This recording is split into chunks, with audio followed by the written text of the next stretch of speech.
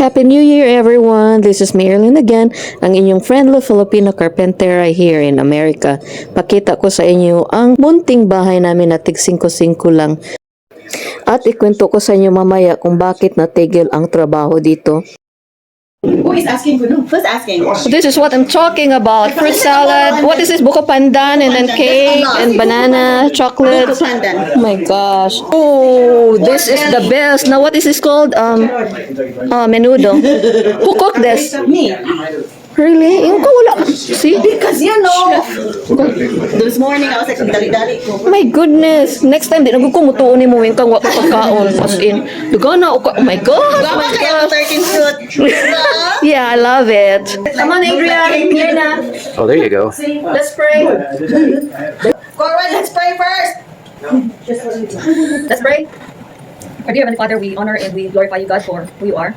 Father, we come to your presence with thanksgiving in our hearts for another year that you have been faithful to us, for providing us with good health. 2024 was kind of rough for the world with so many chaos going on around us. But Lord, you have been faithful in protecting us. So thank you for that, Lord God. And Father God, as we face another year, 2025, we entrust each and every day of our lives as we traverse this year, Lord.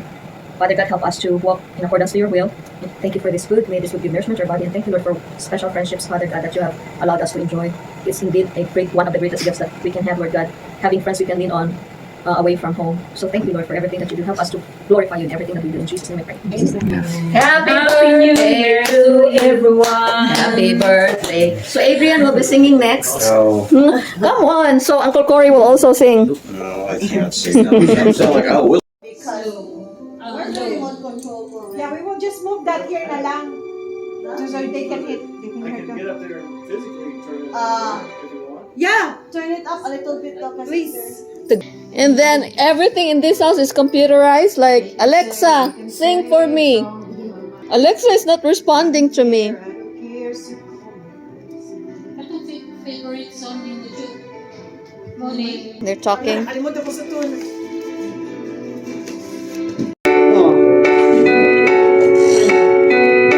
Sir, ako nga may million rings.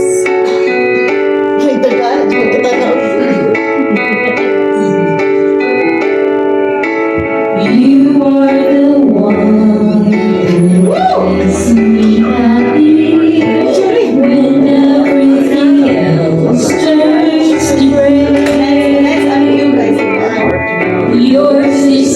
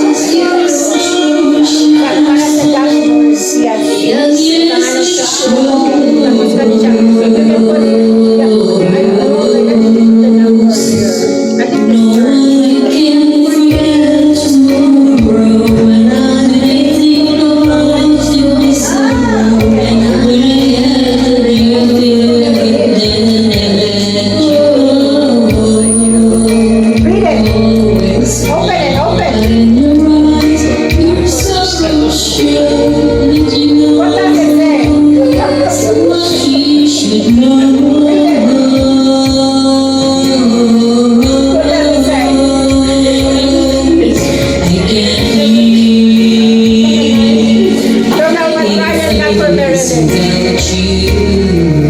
I can't breathe. I can't breathe anymore. I can't breathe. This place without you. I can't breathe.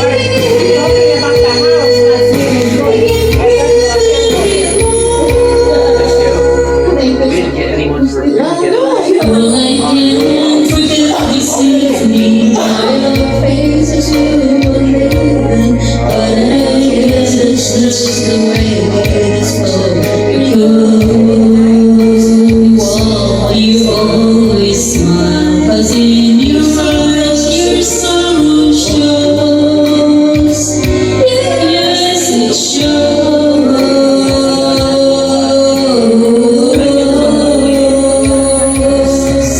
I can't live if living is without you. I can't live. I can't breathe anymore. I can't live if living is without you. I can't live. I can't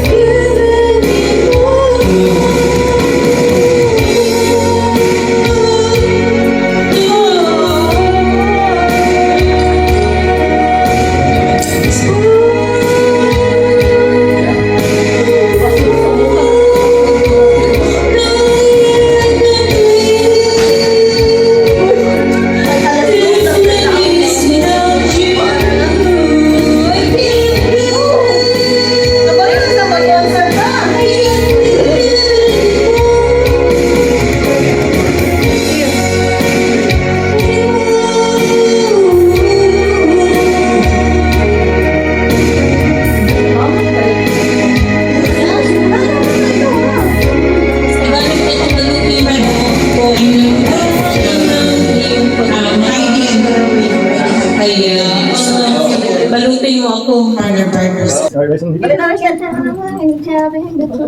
Na picture. The tall guys should be at the back, and then Yeah, the tallest. Not gonna be right in front of me. and the fat ladies will be towards the back also. No, come on, all the ladies. We'll be at Wait, that. ma'am, Sit on. Taas kasi Heidi. Okay. Sige na. Kurwin na. Right. Oh no, he can control it here. Oh. Oh, sorry. Honey, Na, at the back. switch. Layo man yung akong Hold on, Kurwin. Smile. No, move here. Okay, akong kamera. Dili ko kakita sa akong. Am I ready? Yes. 1, 2, 3, smile. I don't want to be on there. I'm not videotaping you. So ito Man, po it's yung so ano. cold. Let's see. I hope it's not broken. Is it broken? I don't Is it broken? think so.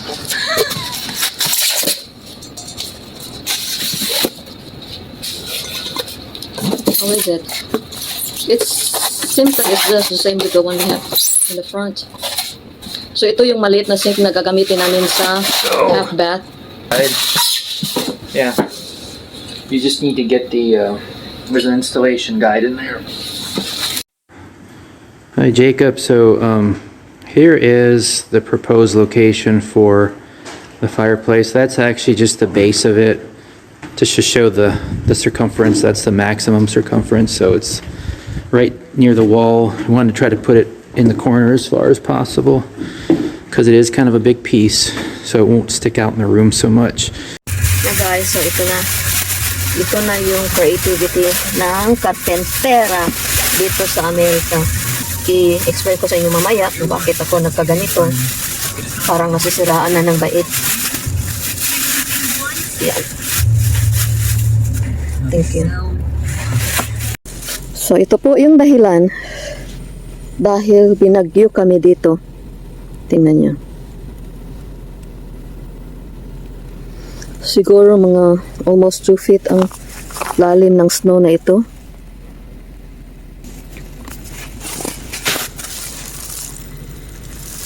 Ooh. I don't know if you want to do this, man.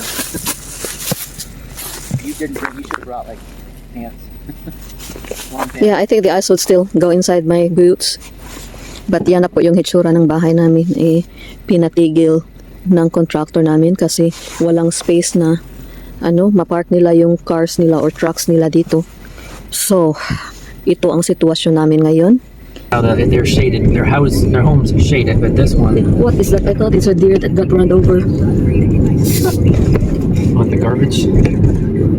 Yeah, the black garbage bag. Hello, magandang umaga, hapon, gabi sa inyong lahat. Ito po si Marilyn, your friend La Filipina Carpentera here dito sa Amerika na napakaginaw guys, and together with me is my husband. Tapos it has been a while na hindi kami naka-videotape. I need to get. Time for more snow. Ridiculous. So ito po yung bagyo namin. Actually, this has already like melted a little bit.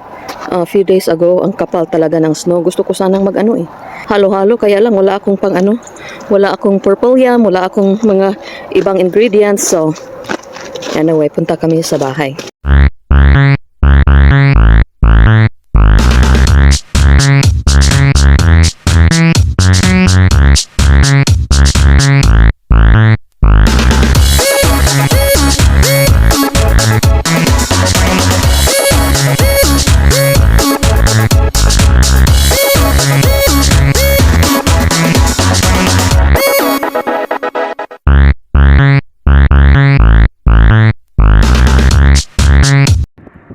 So yun na nga, natigil yung construction namin kasi may advisory na malakas yung bagyo ng snow dito. Ito makikita nyo sa clip na ito, my goodness, this has already like melted a little bit kasi nung panahon talaga na nagbagyo mga ilang araw, few days ago, wala talagang madaanan yung contractors ko at saka yung mga karpentero niya kasi puno nga ng ice yung driveway, kaya baka mahulog sila sa bangin ba, kaya sabi niya it's very dangerous to work during this time, so tigil muna natin. At of course I understood naman kasi ang lamig-lamig guys, negative degrees dito sa Amerika.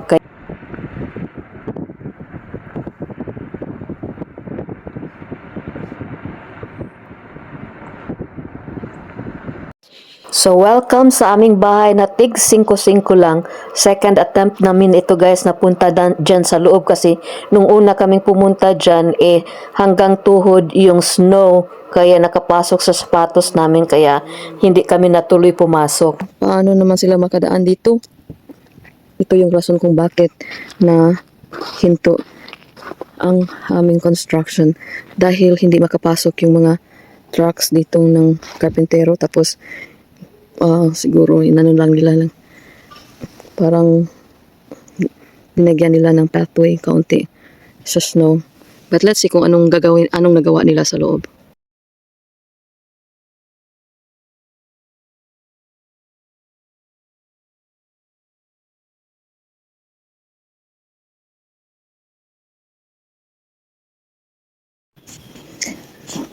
Ito na yung bahay namin, tig 5-5 lang. So, kita nyo yung basement. Halfway na siya natabunan ng yellow. Tapos, ito yung main floor. At, My feet are gonna be frozen in no time. yeah. You did not wear any socks? No, I said that. I only have one pair of socks. One pair of socks? Yep. Well, So, after you switch on the light, then if you get out of the snow, you would feel better, I hope. Kasi yung boots niya is made of rubber. Yung rubber, syempre walang insulation, kaya malamig daw yung paa niya, yung tiil. My gosh, pag na-slide ako dito, dyan ako pupulutin. At least may snow siya. So, I don't know where the port is. probably it's inside.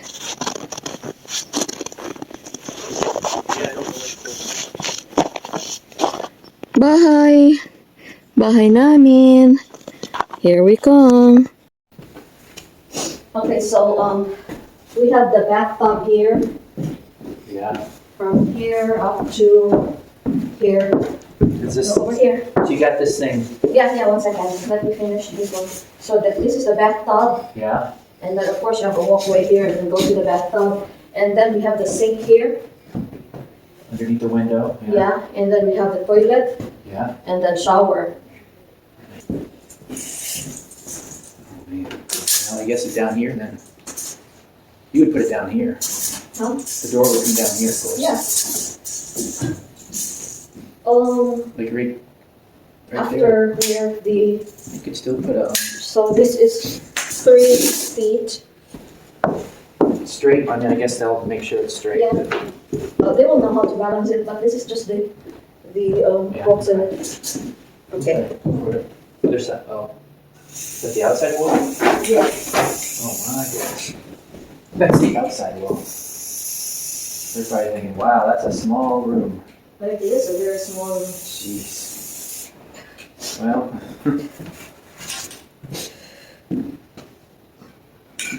Maybe he can put like a smaller stud.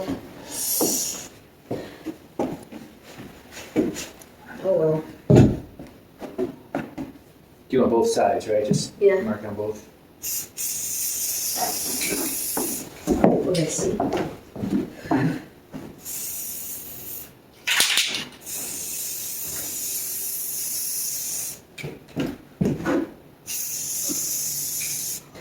Here, 30 feet. That's not level at all. That's all. Yeah, that seat does a great thing. 30 feet. Maybe you should be able to fit a closet back here. Seriously. This right here should be a closet, you know? Yeah. Okay, can you please, All right, my feet are ready to go. Yeah, I know. This over here, just so they don't say, oh, they moved it. yeah, there's something. Because you never know how they are with tools, you know? Yeah. Okay. So ganito talaga ang buhay Amerika guys, kay mag-sleet, mag-snow, magbagyo, magkilat, maglindol o kung ano pa man, punta ka talaga sa trabaho kasi pag hindi ka magtatrabaho, wala ka talagang maasahang pera na dadating. But on this clip, nagme-measure na kami ng aming master suite. So, dyan sa mga min-measure ko dyan, yan yung heated tub na location, tapos yung toilet, yung shower. Dahil sa dami ng linagay ko dyan sa kwarto namin, halos wala ng space para sa katre. Gusto ko kasi talaga na may malaki akong heated soaking tub kasi alam nyo naman, si Carpentera ay ang dami ng sakit-sakit sa likod. Tapos, nag-surgery pa ako sa likod dahil sa pangangarpentera ko, kaya kailangan ko ng mainit na tubig na iloblob ko yung sarili ko. So, ito yung main door namin. Tapos, assuming pagpasok mo, tadang! So, ito yung washer and dryer entrance. Pasok tayo dito. You might want to get to your... Pagpasok natin dito, hindi klaro dahil sa dami ng kahoy. But, Oh, did you... no, I did not use that. Dito yung washer, dito yung dryer, tapos a little bit of linen cabinet here. Tapos, di pasok ka na. Di pagpasok mo, malaki pa yung entrance from here to here. So, pasok ka. Yan, papunta na yan ng basement. Tapos, dito, lagyan ko ng railings around, the stairs. Tapos, dito na yung front room namin. Tapos, dyan sa corner, lagay namin yung, aming fireplace. Tapos, banda doon is kusina. Tapos, open space yan, papuntang deck. Tapos, dito, papunta na ito sa kwarto namin. This is the very teeny-weeny master bedroom. Pasok mo, dyan yung shower, dyan yung kubeta, and then sink, and then heated bath, soaker tub, tapos soaker tub dyan, tapos salamin. And then, may open door dito, lagyan ng deck dyan sa likod, sa labas. So, dyan, i-extend ko yung walk-in closet namin. Tapos, bed namin dito. And then, temporary closet namin dyan. But anyway, so labas tayo. Paglabas natin, turn to the left, tapos stretcho. Ito, magiging may wall na dito. Tapos, turn to the left again. Yan yung half bath. Tapos ito yung office. Yan. It's a yung main floor guys, napakaliit talaga. Mas maliit pa sa bahay namin. doon sa sa kabilang bahay. So good thing what we really needed is like a basement for our sick cats. So punta tayo sa basement.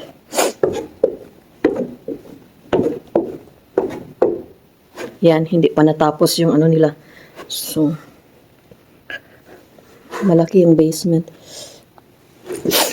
Balik tayo sa taas. And anyway, I don't know kung klaro kasi wala kaming electricity as of now. But alis na ako. Thank you for watching.